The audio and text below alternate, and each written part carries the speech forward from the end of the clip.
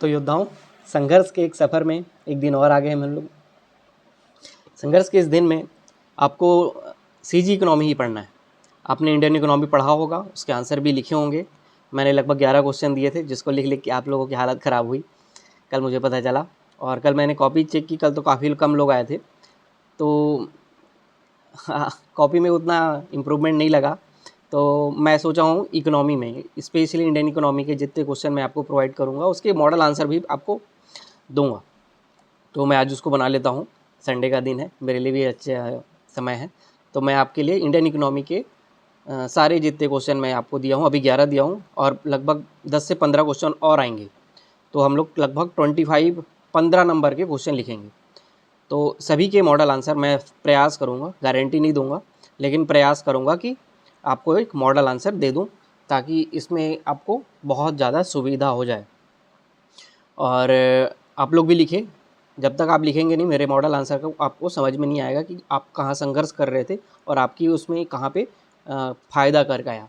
तो वो तभी आपको मेरा मॉडल आंसर फ़ायदा करेगा जब आप अपने आंसर लिखेंगे और संघर्ष करने के बाद जब मेरे आंसर को उसमें मैच करेंगे। तो आप ज़रूर आंसर लिखिए, और आज आपके पास दिन है, आज आप कॉपी चेक कराइए। इंडियन इकोनॉमी पढ़ा, आज सीजी इकोनॉमी का भी पढ़िए, पूरा पढ़ने का प्रयास करिए। सीजी इकोनॉमी का जो सिलेबस आपका दिया हुआ है उसको एक ही बुक में 50-60 पेज में है, उतना पढ़िए, 2-3 बार पढ़ने का प्रयास करिए। कल फिर हम लोग प्रयास करेंगे इसके ऊपर एक डेडिकेटेड आंसर राइटिंग कर लें। तो हमारा इस तरीके से इंडियन इकोनॉमी का पढ़ाई और आंसर राइटिंग कंप्लीट हो जाएगा, और फिर आप जाएंगे टेस्ट दे के आएंगे। और जो हमारा पेपर 7 पार्ट 1 का जो एक्ट वाला पोर्शन है, उसमें कुछ पोर्शन का जो रिवीजन पोर्शन आपका बचा होगा, मैं आज तक तीसरे दिन है उसका रिवीजन करने का। 2-3 एक्ट जो भी है आपके पास समय, उसके हिसाब से उसको 2 बार बस पढ़ लेना है, याद नहीं करना है, बस आपको पढ़ना है। मैं आपको नहीं बोल रहा हूँ कि आपको उसको बैठ के याद करना है, बस आपको पढ़ना है। 2-3 बार 2 एक्ट जो भी होगा उसको पढ़िए। कल फिर जितना बचेगा रिमेनिंग पार्ट उसको करके कल तक में हम लोग को पेपर 7 पार्ट 1 का इंडियन एक्ट को ख़त्म कर देना है रिवीजन के साथ।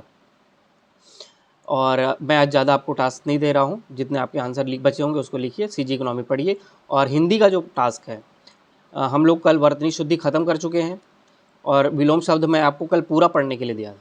अगर कुछ बचा होगा तो आज उसको पूरा करिए, और वर्तनी शुद्धि को आधा पढ़ने का प्रयास करिए, अगर हुआ तो पूरा भी पढ़ सकते हैं। तो आज आपको वर्तनी शुद्धि को पूरा एक बार रिवाइज करना है। पेंसिल पकड़िए और टिक मारते चलिए कौन सा आपको याद नहीं था, फिर उसको स्पेशल बाद में अटेंशन देंगे। और वर्तनी शुद्धि विलोम शब्द हम लोग आज ख़त्म कर चुके होंगे। तो आज मैं आपको विलोम शब्द और वर्तनी शुद्धि पूरा पढ़ के ख़त्म करना है। और हम लोग इसके पहले तत्सम तद्भव ख़त्म कर लिए थे। तो इस तरीके से हम लोगों ने 3 टॉपिक ख़त्म कर चुका है। तो जल्द ही हम लोग और भी कुछ टॉपिक्स ख़त्म करेंगे आपके साथ।